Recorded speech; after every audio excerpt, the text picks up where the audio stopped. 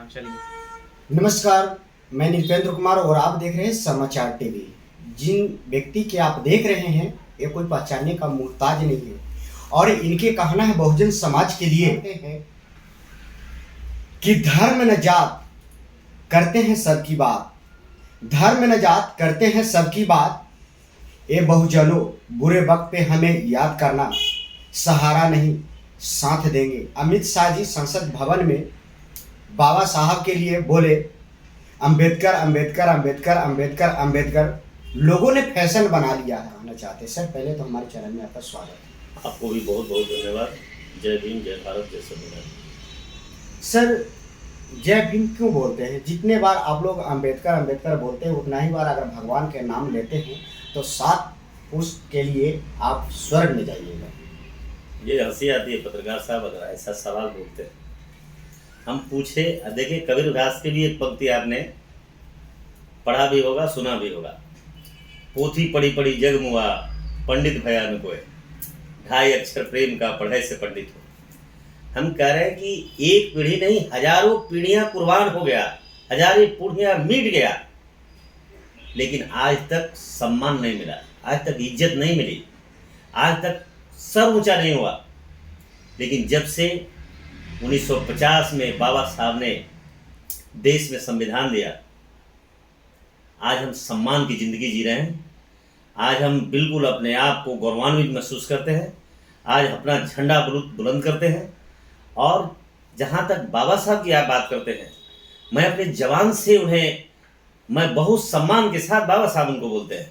मेरी हिम्मत नहीं है अंबेडकर करने का, लेकिन बड़े अफसोस की बात है, बड़ा चालाक होते हैं इस दौर के कातिल, कत्ल करके पूछता है कफन किसका है। मुझे मालूम है आप कहाँ सवाल करना चाहते हैं। तार तार हो गया देश का संविधान, देश का परंपरा, देश का मर्यादा, जिसके लिए बाबा साहब ने न जाने कितना कुर्बानी दिया, जिसका कोई तुलना नहीं है। जिसने अब इसी संविधान के खातिर, इसी संविधान की लड़ाई के लिए, इसी संविधान को बनाने के लिए और इस देश की संविधान दबे कुचले कमजोर अकलियत गरीब लोगों को नीचे से ऊपर उठाने के लिए अपने बेटों को कुर्बान कर दिया, अपने बेटों को बलि चढ़ा दिया। और आप कहते हैं पत्रकार साहब अंबेडकर अंबेडकर अंबेडकर और भगवान की बात करते हो। भगवान को ये हम नहीं नाम ले रहे हैं। हमारे बाप दादा कई पीढ़ी के लोगों ने भगवान का भजन किया, राम का नाम का मसाला पीस दिया, लेकिन कभी उसे सम्मान से हमारे बाप दादाओं को लोगों ने नाम नहीं लिया। लेकिन आज हिम्मत नहीं है। जब से संविधान की दुहाई देने लगा, जब से संविधान को अपने हाथ में उठा लिया, बाबा साहब से प्रेरणा लेके कलम उठा लिया, आज किसी से हिम्मत नहीं है कि मेरे बाप दादे के नाम में एकार लगा दे, फलानामा लगा दे। ये संविधान है, ये बाबा साहब है, एक शिल्पकार बाबा साहब है। ये बाबा साहब की वजह से मुझे सम्मान मिली है। और आपके हाथ में जो माइक है और आज लच्छेदार बातें कह रहे हैं, बोल रहे हैं और समाज को जागृत कर रहे हैं, समाज को आगे बढ़ा रहे हैं, उसका कोई कारण है तो वो बाबा साहब है।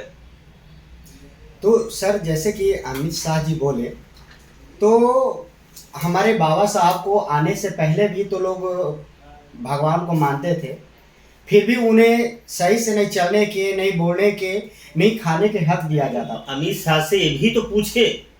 और मैं खासकर गोदी मीडिया के लोगों से मैं कहूँगा, जो रोज बात होती है, जो रोज उनके जूते को दिखाते हैं टेलीविजन पे, मैं उनसे सवाल कर रहा हूँ, एक बार जरा उनसे पूछिए कि भगवान के नाम उनके दादा ने, उनके परदादा ने, उनकी कई पीढ़ियों ने अमित शाह को लिया होगा, लेकिन वो शाह मनुवाद में शूद्र है, तेली है, तमुगली है, ओबीसी है, एनटी है, डीएनटी है।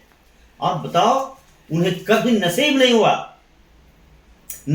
हुआ कि गृह मंत्री बने या महाराष्ट्र गुजरात में मंत्री बने।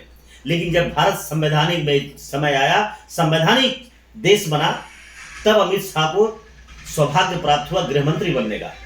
लेकिन और आज बाबा साहब के बारे में जो शब्द बोलते हैं, बाबा साहब के बारे में जो निकालते हैं, जुमला निकाला, बाबा साहब के बारे में जो कहा, हम कह रहे जवान उनकी कट जानी चाहिए। हम तो बोल नहीं सकते क्योंकि वो संवैधानिक पद पर है। हम इसलिए बाबा साहब के मानने वाले जो लोग हैं, हम ऐसा वर्ग नहीं बोल सकते ये उनको जीभ काट लो, उनको मुंडी काट लो, उनके जवान काट लो, हम इनाम देंगे। लेकिन इतना हम जरूर कहेंगे कि जिस दिन संविधान का देश बनेगा उस दिन अमित शाह के जवान का भी हिसाब किताब होगा।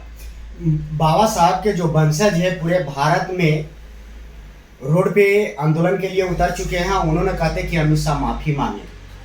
हम कह रहे हैं ये भारत का बच्चा बच्चा ये बात बोल रहा है और भारत के बच्चा बच्चा को बोलना चाहिए। और भारतीय जनता पार्टी बड़े पूरे फंस गई है। और अगर भारतीय जनता पार्टी को जो बड़ा नुकसान होने जा रहा है, अमित शाह के वजह से नुकसान होने जा रहा है। अमित शाह जी ने जो भाषा का प्रयोग किया है, जो बाबा साहब के लिए जो शब्दों का इस्तेमाल किया है, हम कह रहे हैं जितना भी इसका निंदा किया जाए ये कम होगा। क्योंकि बाबा साहब से बड़ा भारत में आज की तारीख में कोई भगवान नहीं है, कोई ईश्वर नहीं है। अगर ईश्वर होते तो यहाँ अंगूठा नहीं काटा जाता एकलव्य का। हम पूछना चाहते हैं अमित साहब, तुम क्या राम राज ला करके, भगवान के नाम ला करके, भगवान जाप करके कुंभ में हजारों लोगों को मारते हो? ये कौन नहीं जानता। वैष्णो देवी के नाम पर हजारों लोग मारे जाते हैं, ये बात कौन नहीं जानता। आप बताओ, सबसे बड़ी बात एक ही बात कहता हूँ, तेरे भगवान के नाम लेने से अगर कुछ होता है तो सीता की अग्नि परीक्षा होती है। तेरे भगवान के समय आने से अगर कुछ होता है तो शंभू का वध होता है। तेरे भगवान के समय आने के बाद अगर कुछ होता है तो आप सारे लोग आप जानते हैं इस देश में कि बेटियों पर अत्याचार होता है, जुर्म होता है, देवदासियां बनाई जाती है। क्या वही युग में आना चाहते हैं भगवान का नाम लेकर? हम आज भी मैं कहता हूं कि जिस लहजे में बोला है अमित शाह जी ने, अम्बेडकर अम्बेडकर ये कह रहे हैं, जिस दिन अम्बेडकर का देश बना दोगे उस दिन अमित शाह कभी कोई पैदा नहीं लिया कि आपके बेटियों पर भी कोई उंगली उठा देगा। क्योंकि संविधान के युग होगा जहां बाघ और बकरी दोनों एक घाट पर पानी पिएगा। और एक तरफ अमित शाह जी कहते हैं कि अंबेडकर लोग फैशन बना लिए हैं और चिराग पासवान जी वहाँ खुद मौजूद है, जबकि अमित शाह जी भाषा को उपयोग करते हैं। हम कह रहे हैं जो फैशन बनाने की बात कहता है वो बड़ा छोटा शब्द बोल रहा है। उनके पास शब्द नहीं तो मैं कहना चाहता हूँ कि फैशन नहीं है, भारत का आत्मा है, इस देश के 140 करोड़ की आत्मा है। नहीं, छोड़िए चिराग पासवान जी को। चिराग पासवान क्या है? What is Chirag Paswan? Nothing. जो एक व्यक्ति अपने आप को खुद किसी के गोद में समर्पण कर दिया है, जिस व्यक्ति ने अपनी वजूद को खुद मिटा दिया है, उस बाप का बेटा रामविलास पासवान जी का बेटा, जिन्होंने कसम खाया था संविधान का, जिसने दलित सेना बनाने में कहा था कि हम अम्बेडकर का देश बनाएंगे। बाबा साहब हमारे प्रेरणा स्रोत है। और एक बात भी, एक स्लोगन आप लोगों ने सुना था जो कहा था कि हम उस घर में दिया जलाने आए हैं जहां सदियों से अंधेरा है। तो हम पूछना चाहते हैं, आपको भी मौका मिले तो पूछिए उसे कि चिराग पासवान जी, क्या रामविलास जी का स्लोगन सपना जो साकार हो गया? क्या जीरा जल गया? क्या अंधेरा खत्म हो गया? क्या सारे पासवान समाज और दलित समाज के लोग बिल्लू सावंती हो गए? क्या उनके घरों में IAS IPS हो गया?